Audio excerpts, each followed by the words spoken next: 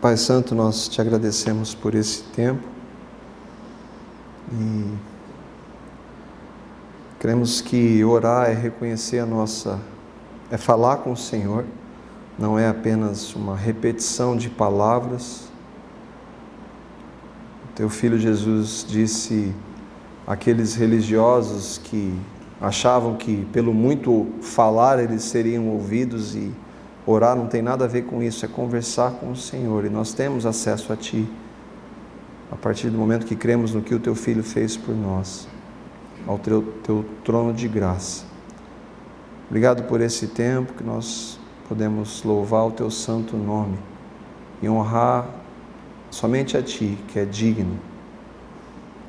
E Senhor, muito antes de nós pedirmos, o Senhor já sabe, de nós agradecermos, o Senhor já sabe. Nós nos queremos colocar, Pai, diante de Ti, agradecendo esse tempo, pedindo para que o Senhor fale conosco pela Tua palavra, traga a revelação do Teu Espírito, que sem Ele nós não podemos compreender e crer na Tua palavra. Fala conosco, nós te pedimos e agradecemos em nome de Jesus. Amém. A gente vai estar estudando esse tema aí, o que fizeram com a Páscoa.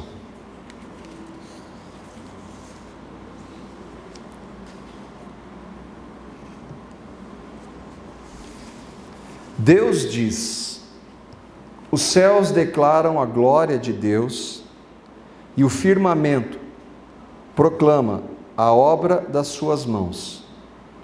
O mundo ensina a evolução. Deus diz: buscai em primeiro lugar o reino de Deus. O mundo, por outro lado, afirma: você deve fazer aquilo que te agrada. Deus diz: pensai nas coisas que são do alto e não nas daqui da terra. O mundo propaga: a vida é para ser vivida. Deus diz: honra o teu pai e a tua mãe. O mundo ama a rebeldia. Deus diz: eu odeio o divórcio. O mundo nem tanto. Deus diz que devemos andar como sábios remindo o tempo. O mundo oferece-nos o entretenimento. Deus diz: só há um mediador entre Deus e os homens, Jesus Cristo, o homem. O mundo replica: todos os caminhos levam a Deus. Deus diz: aos homens está ordenado morrerem uma só vez, vindo depois disso o juízo. O mundo ameniza: partiu dessa para uma melhor. Deus diz: os céus passarão com um estrepidoso estrondo e os elementos se desfarão abrasados.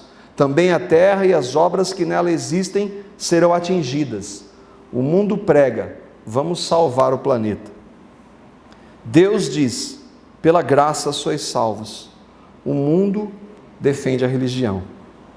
Deus diz: hoje nasceu o Salvador, que é Cristo, o Senhor. O mundo celebra Feliz Natal. Deus celebra: Ele não está aqui, mas ressuscitou.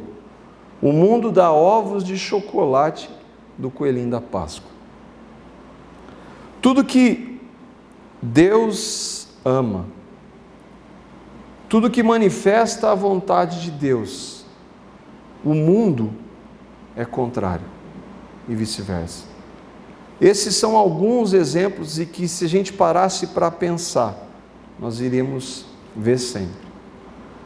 Tudo que é vontade clara de Deus manifesta na palavra dele, especialmente na pessoa do Filho dele, o mundo rejeita.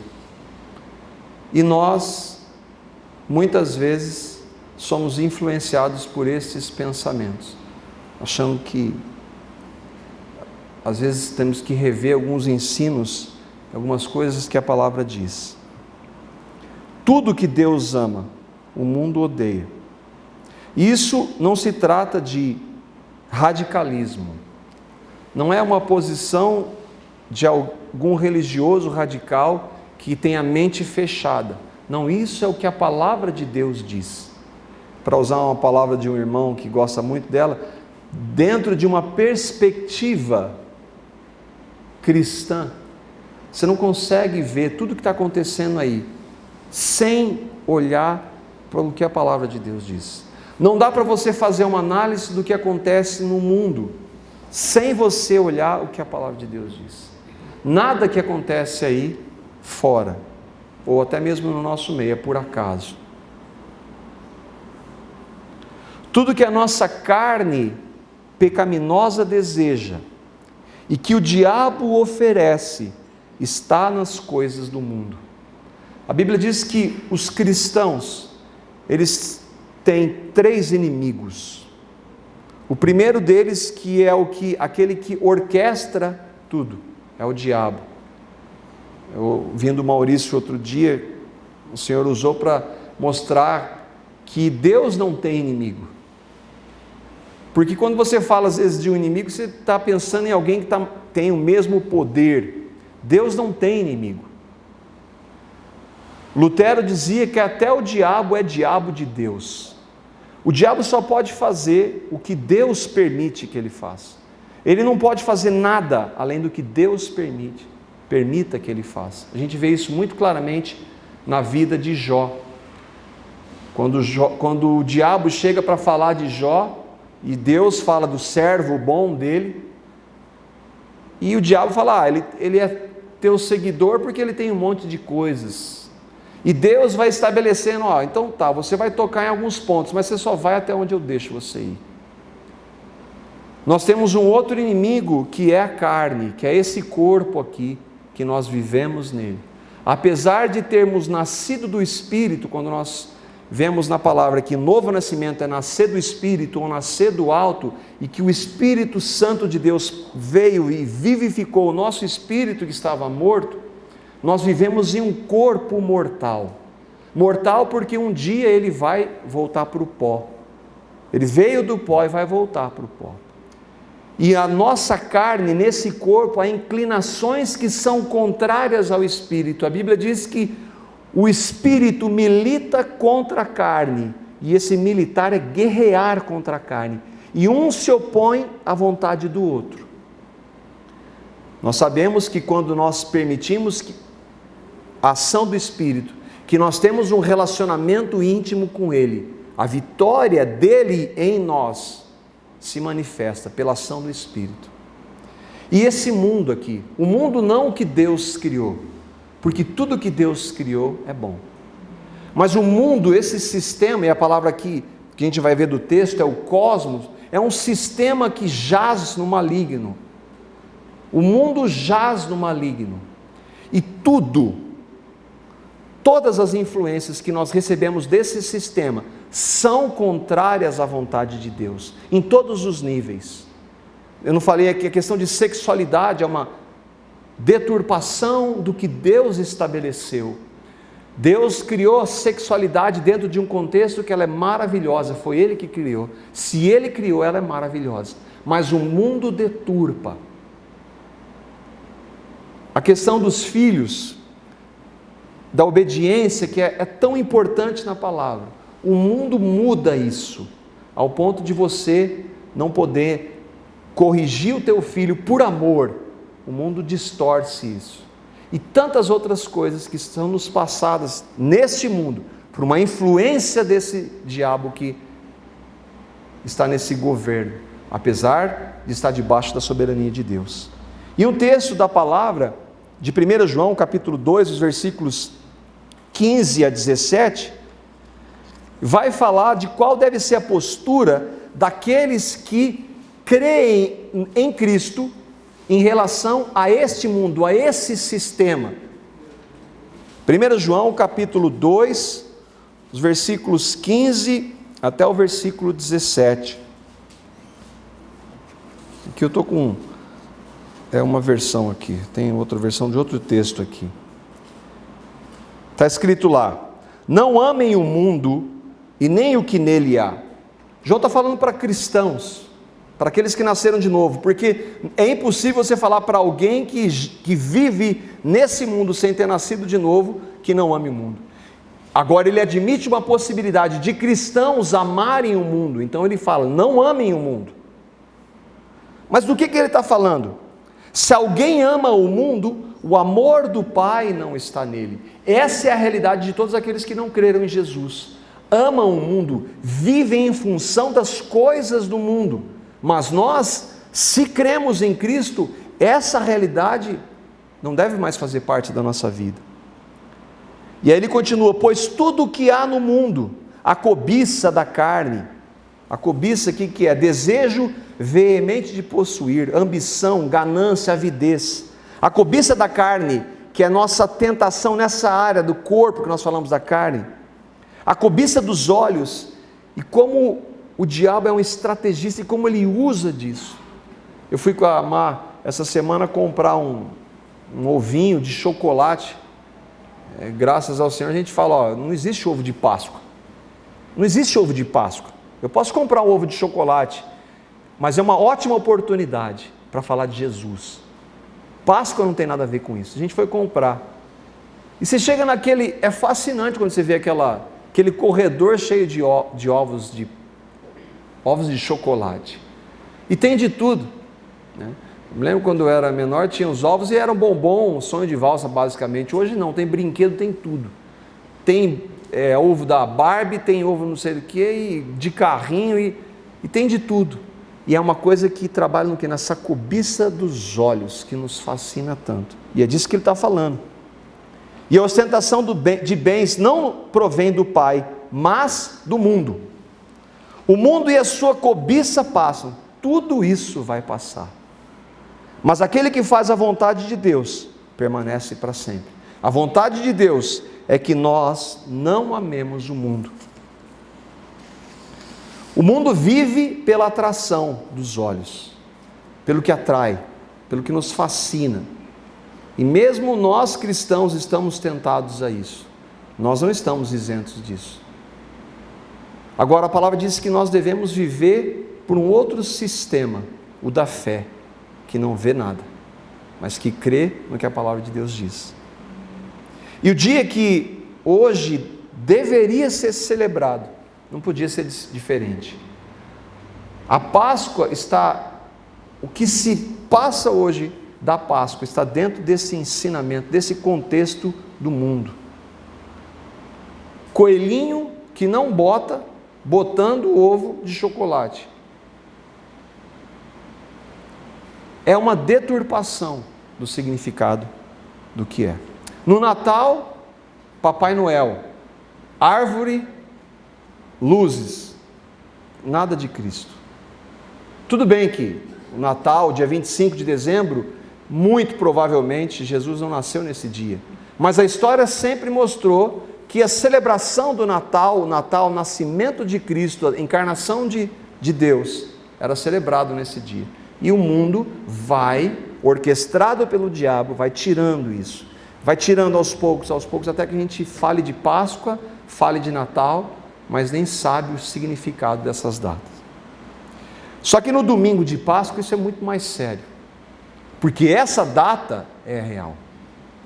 O 25 de dezembro não, mas essa data, esse período é celebrado. Há muito tempo a gente vai ver na palavra. Nada disso é por acaso ou sem maldade. Mas aí não tem maldade nenhuma. Isso é ingenuidade a gente pensar. Se nós começarmos a olhar para as coisas desse mundo, desse sistema, e dizer não tem nada a ver, qual que é o problema? A gente está perdendo o foco. Porque nós vivemos em um mundo onde há uma guerra, que ainda que nós não vejamos, ela é tão real como nós estamos aqui hoje. E a palavra vai dizer isso. Efésios capítulo 6, versículo 12. É guerra, a palavra diz. Eu vou ler esse texto aqui em duas versões, para a gente poder entender. E aqui mais uma vez, aqui Paulo agora está falando para aqueles que um dia nasceram de novo. Ele diz assim: a nossa luta, a nossa guerra não é contra carne e sangue, e sim contra os principados e potestades, contra os dominadores deste mundo tenebroso, contra as forças espirituais do mal nas regiões celestes. Paulo está falando de uma realidade que, ainda que nós não vejamos, ela é real. Uma versão que a gente pode usar aqui na linguagem de hoje: pois nós não estamos lutando contra seres humanos.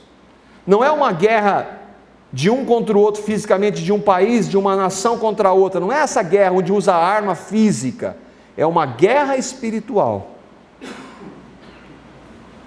Mas com forças espirituais do mal, que vivem nas alturas. Um mal que não é uma força impessoal, mas é, sim, manifestado através de uma força pessoal orquestrada por um, que é o diabo, e com seus seguidores, que um dia foram seguidores de Deus. Então é uma luta pessoal, não é nada impessoal. Forças espirituais do mal que vivem nas alturas, isto é, os governos, as autoridades e os poderes que dominam completamente este mundo de escuridão. Se a gente não entender isso, a gente está muito fora do que a palavra de Deus. Não, o que tem, de vários o que tem, daqui a pouco você está vivendo todas essas práticas que são contrárias à palavra de Deus. Eu me lembro de alguns anos atrás, quando eu ouvia falar de crente, era diferente. A relação, por exemplo, no casamento era muito diferente. Ainda que havia assim um legalismo, uma pressão religiosa e que não havia o divórcio, às vezes manifesto, mas hoje isso não pode ser falado.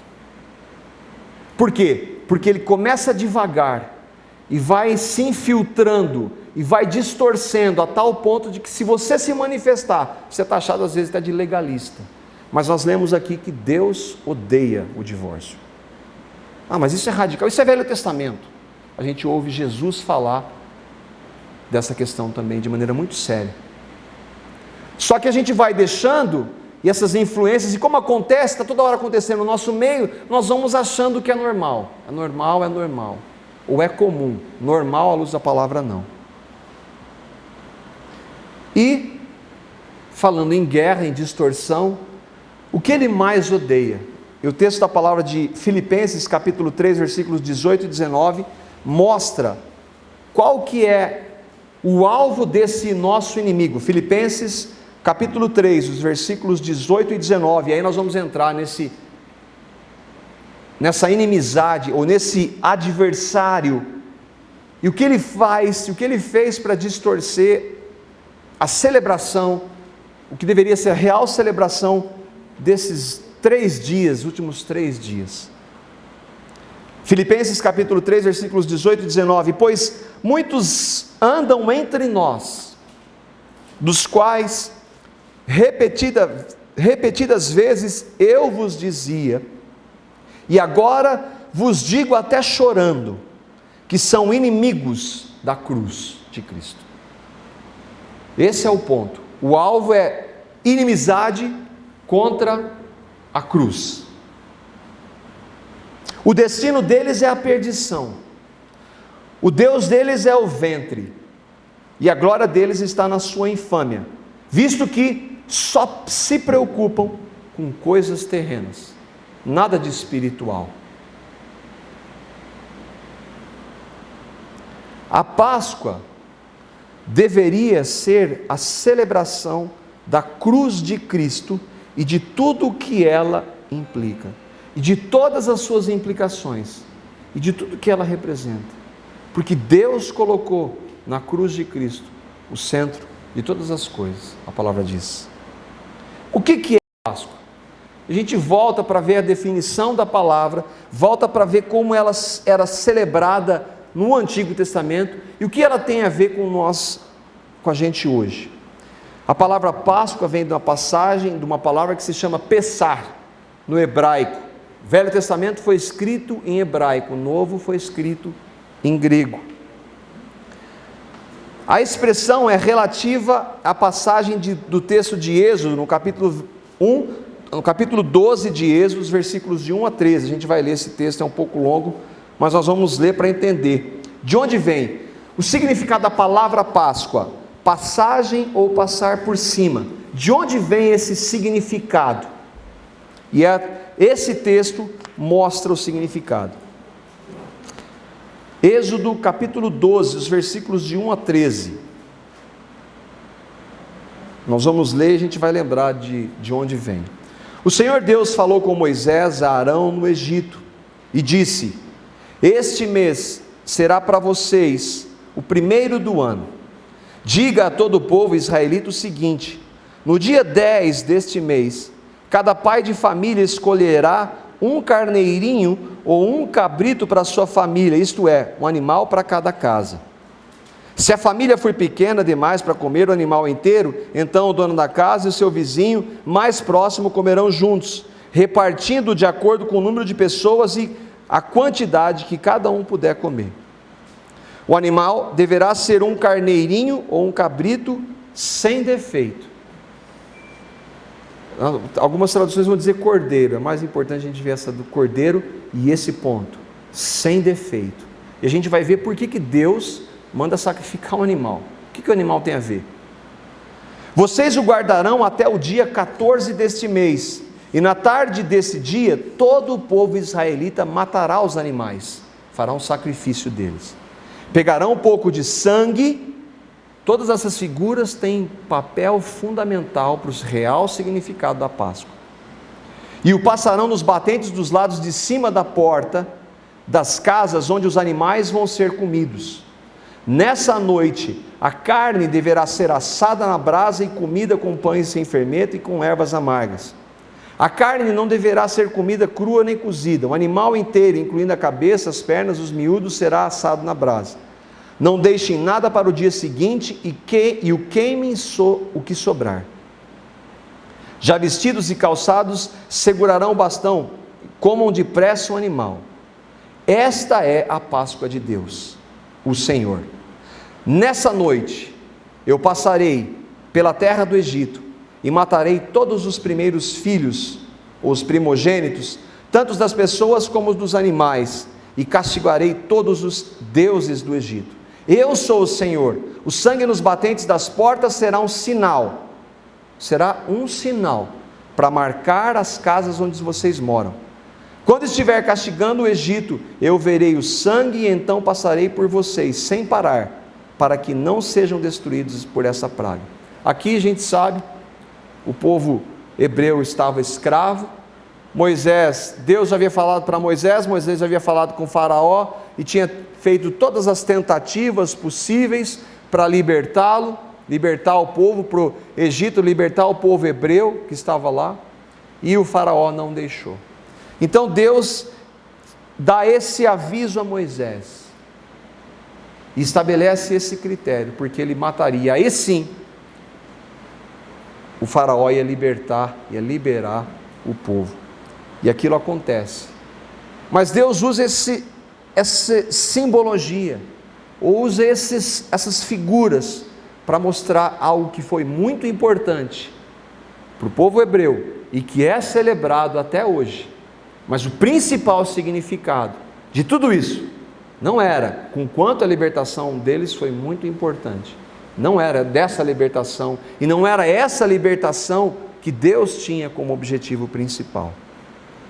A Páscoa era celebrada com a morte de um cordeiro no dia 14 de Abibe, o primeiro mês do calendário hebraico. Aqui no caso foi aproximadamente 1900 anos antes de Jesus. Durante o exílio, a gente começa a ver algumas dessas entradas, essas influências que são contrárias à palavra do mundo.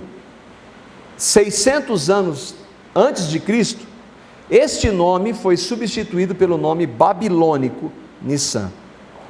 E nosso calendário, este mês, no hebraico Abib, da Babilônia Nissan, ele representa o intervalo entre março e abril, que é o período que a gente está vivendo, que são essas datas. É uma variação a cada ano, mas é nesse período.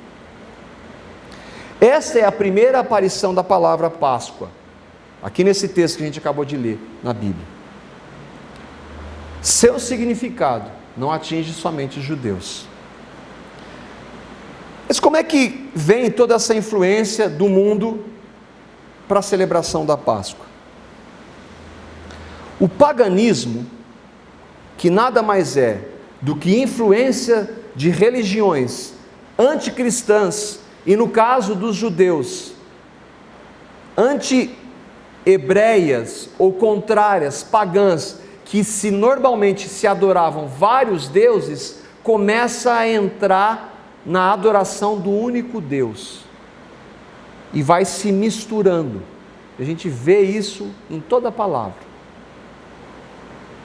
Muitas das nossas práticas hoje são influências do paganismo, dessas influências de outras religiões contrárias à religião, à crença dos judeus que esperavam o Messias do Velho Testamento e do Cristo que viria. Paganismo é toda influência religiosa contrária à fé cristã. A gente poder traduzir para essa realidade. E aí a gente vai ver algumas dessas influências entrando. Politeísmo, adoração de vários deuses. Xamanismo, adoração de espíritos. Panteísmo, Deus está em todos os lugares. Isso não entra no nosso meio. Não entra. Isso está no nosso meio.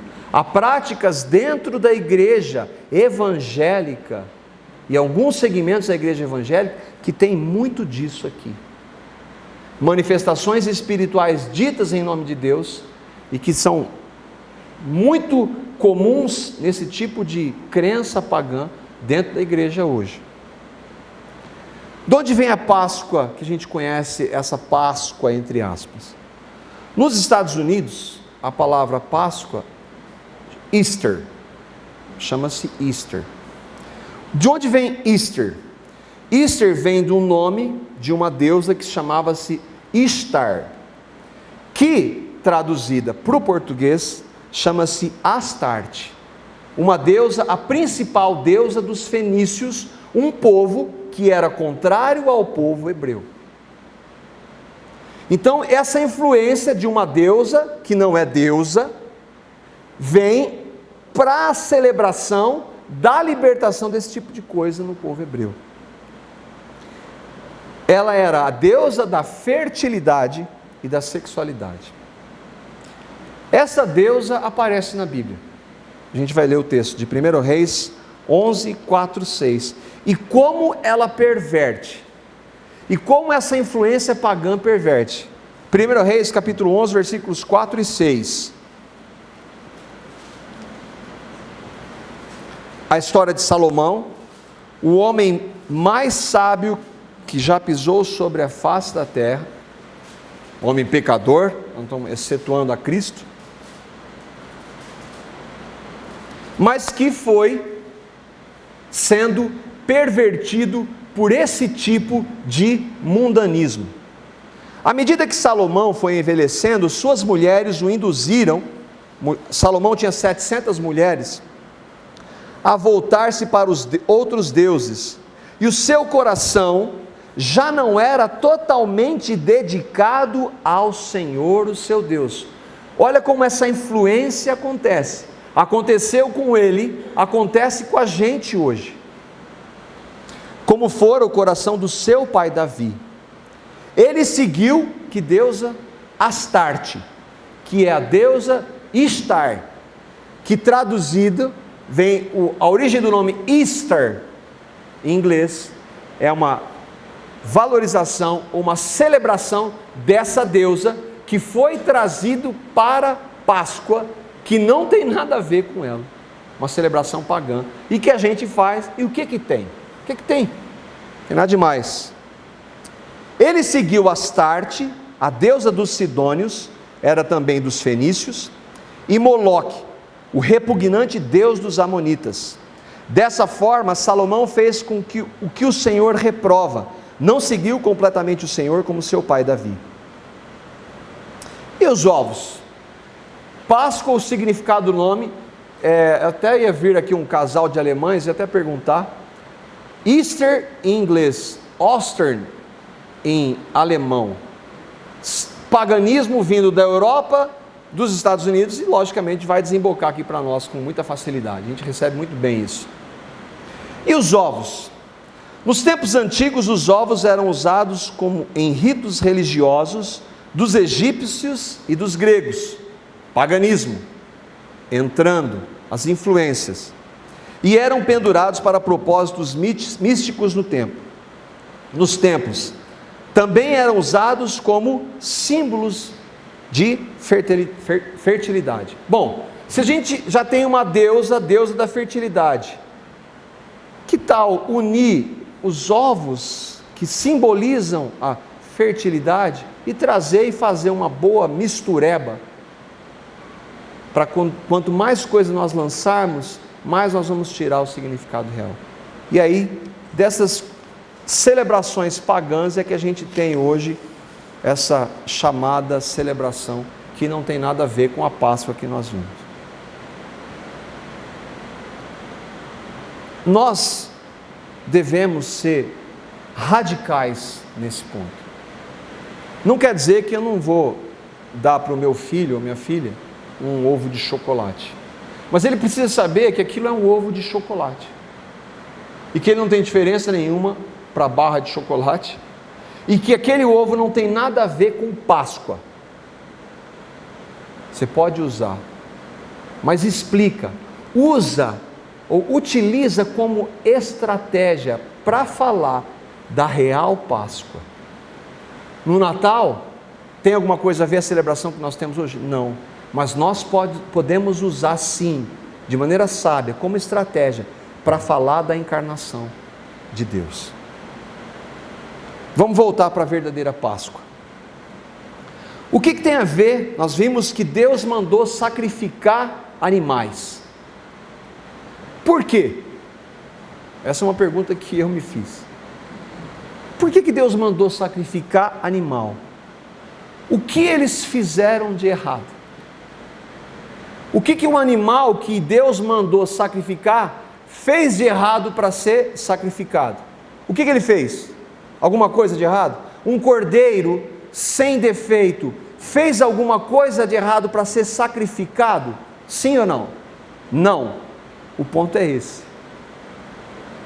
O cordeiro que Deus mandou sacrificar fez alguma coisa de errado? Não. E aí a gente vai ver o que tem a ver isso com a Páscoa, a verdadeira Páscoa.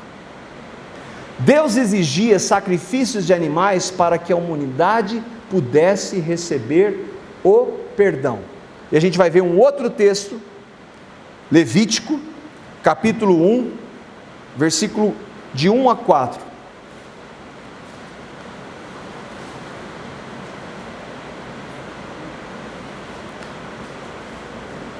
Eu vou fazer o comentário aqui do que está escrito, tá?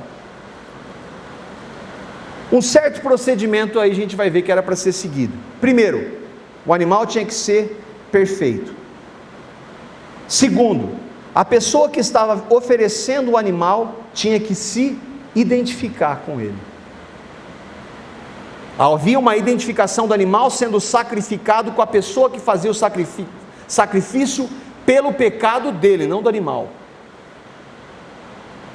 Então, a pessoa oferecendo o animal tinha que infligir morte ao animal. Quando feito em fé, esse sacrifício providenciava perdão dos pecados. Eu tinha pecado, para restabelecer um relacionamento com Deus, eu não podia fazer nada. Deus manda que seja feito um sacrifício de alguém que não tinha culpa pelo meu pecado, no meu lugar, e eu deveria estar incluso nesse sacrifício. Para isso ele usa um cordeiro, o sangue derramado desse cordeiro, e então a pessoa oferecia esse sacrifício em fé a Deus, e Deus perdoava.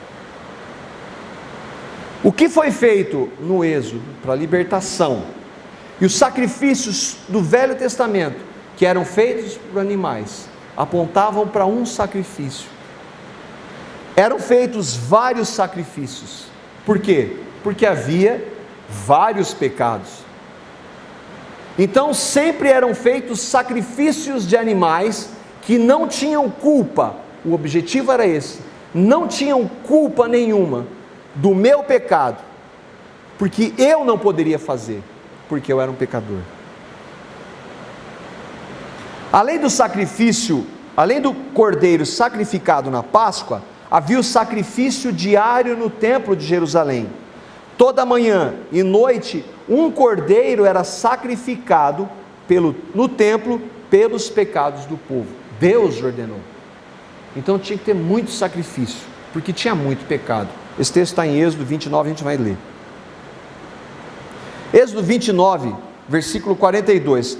Esse texto é Êxodo 29, dos versículos 38 até o 42. A gente vai ler o versículo 42.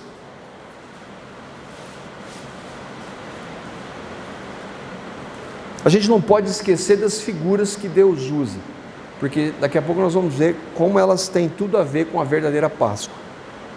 Essa oferta a ser queimada deve ser oferecida para sempre na minha presença, na entrada da tenda da minha presença. Nós estamos lá no versículo 42. Ali, o que diz aí? Eu Deus, me encontrarei com o meu povo. Naquele sacrifício eu me encontrarei com o meu povo. No sacrifício que seria feito por um cordeiro sem mácula, sem mancha, que não tivesse defeito, por mim, cheio de defeitos e pecados. Quando oferecido esse sacrifício, Deus se encontraria com o seu povo. Os sacrifícios de cordeiros nada mais eram do que uma simbologia daquele que seria chamado o Cordeiro de Deus. Por isso, às vezes a gente lê, eis o Cordeiro de Deus, como João Batista diz, que tira o pecado do mundo. Para nós que não vivenciamos aquela realidade de judeus, de povo hebreu, do sacrifício, a gente não consegue entender. Mas quando a gente olha para toda essa realidade do Velho Testamento, e quando ele fala, olha o Cordeiro, lembra de todos os cordeiros que eram sacrificados todos os dias, ou às vezes uma vez por ano para perdão dos pecados? Esse Cordeiro vem e tira o pecado do mundo. Isaías vai profetizar isso. Capítulo 53, versículo 7. Aqui já começa a sair do ritual para apontar para a realidade. Nós usamos uma expressão para dizer que é um tipo. O Velho Testamento é um tipo do que seria realmente acontecer. Hebreus vai dizer das sombras da realidade, porque uma sombra, ela não reflete a realidade. Então a realidade seria manifesta. Isaías vai falar disso. Isaías 53, 7. Tão claro para nós hoje. Ele foi maltratado, mas suportou tudo humildemente. E não disse, estou lendo na linguagem de hoje, não disse uma só palavra. Ficou calado, como um cordeiro que vai ser morto, como uma ovelha quando cortam a sua lã. Ontem nós eu quis sentir um pouco disso na prática. Nós somos com alguns irmãos ali em Alvorada, numa propriedade lá, e tinha uns carneiros assim, e tinha um carneirinho bem pequenininho, branco, lindo, e a mãe perto, lógico, pequenininho, estava mamando ainda. E aí eu chamei o Del e a Má. Eu pensei, vamos ver se a mãe vai atrás do carneiro e se ele vai chorar. E a gente foi, peguei.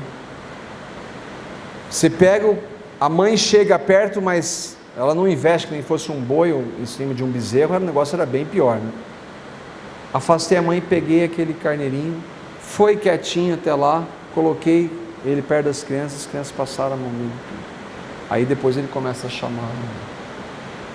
O Cordeiro de Deus que tira o pecado do mundo, a palavra diz assim, que ele foi calado, como uma ovelha quando cortam a sua lã. O sacrifício dele, ele foi sem falar nada, mesmo não tendo que ir, porque ele é um cordeiro sem mancha, sem pecado, diferentemente de nós. É por isso então que a gente falei desse texto de João 1:29. Quando João viu Jesus se aproximando, revelação do Espírito. Nós falamos na semana passada que muitos têm Jesus como um profeta, mas aquilo ali que João fala é revelação de Deus. Olha o Cordeiro de Deus, que tira o meu e o seu pecado.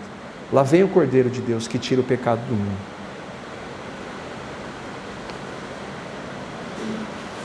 E esse texto de Hebreus, capítulo 10, versículos 5, 9 e o 10. Aí nós vimos a realidade dos sacrifícios no Velho Testamento, as figuras dos sacrifícios, vemos Jesus como a realidade daquele sacrifício, e tudo sendo detalhado no Novo Testamento, do porquê do sacrifício e da necessidade de nós recebermos e crermos no sacrifício. Hebreus capítulo 10, versículo 5, o 9 e o 10. Todo o texto vai falar disso, não tem tempo. Por isso, quando Cristo veio ao mundo, disse: sacrifício e oferta não quiseste, mas um corpo me preparaste. Então ele acrescentou, falando para o Pai, ele disse: sacrifício e oferta não quiseste, mas um corpo. E aí ele diz: aqui estou, eu, o Cristo, vim para fazer a tua vontade. O que ele faz com todos aqueles sacrifícios do Velho Testamento?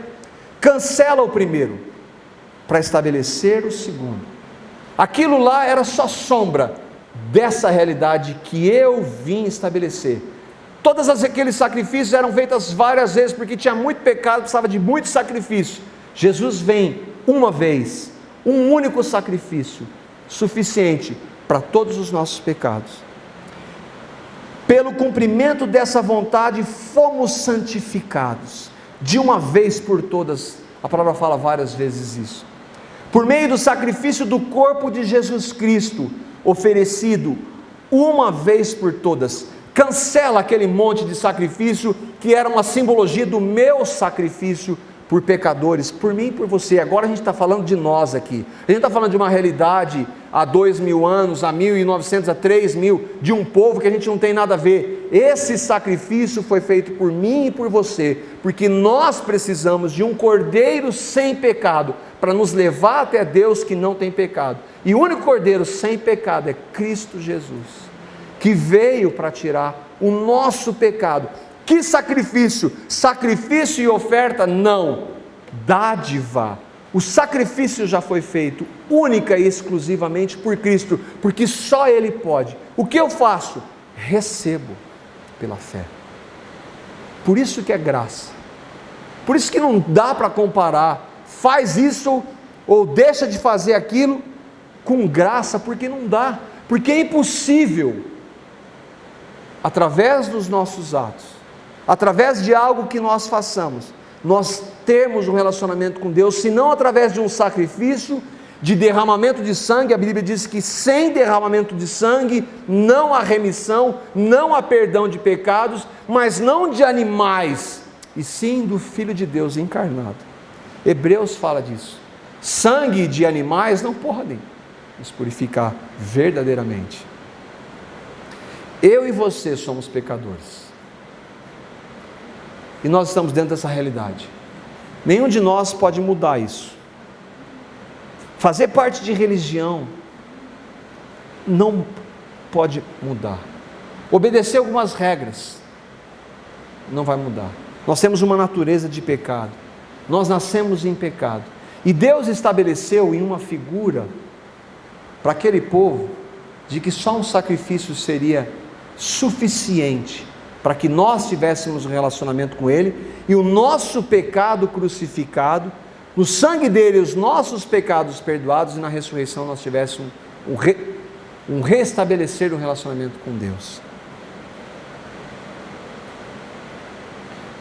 Era necessário, Deus mandou, que deveria ser feito, para ser redundante, um sacrifício, um único sacrifício, o de Cristo. Para quê? Perdão dos nossos pecados.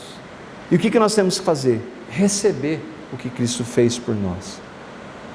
2 Coríntios capítulo 5, versículo 21.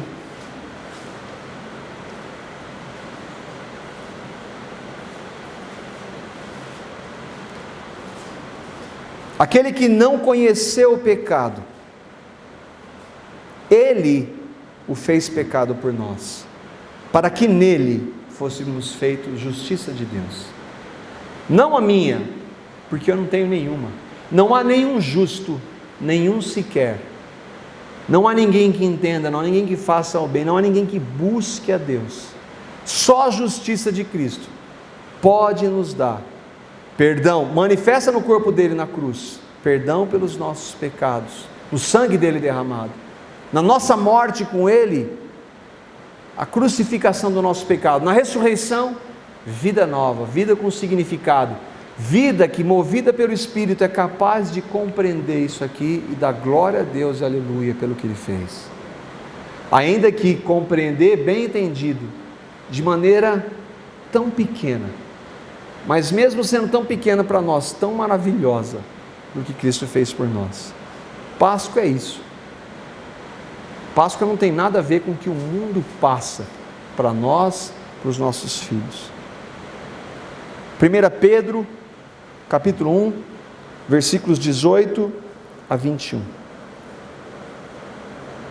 Para nós terminarmos. E aí, o Senhor vai usar e vai falar através de Pedro para mostrar que tudo aquilo lá, os sacrifícios feitos no Velho Testamento, apontavam para aquele, o único que poderia verdadeiramente perdoar os nossos pecados. Sabendo que não foi mediante coisas corruptíveis, como prata ou ouro, que vocês foram resgatados do vosso fútil procedimento que os vossos pais vos delegaram. Não foi através de coisa que passa que nós fomos resgatados do nosso pecado, mas pelo precioso sangue, como de um cordeiro sem defeito e sem mácula. Por isso que Deus mandou fazer, não era um animal.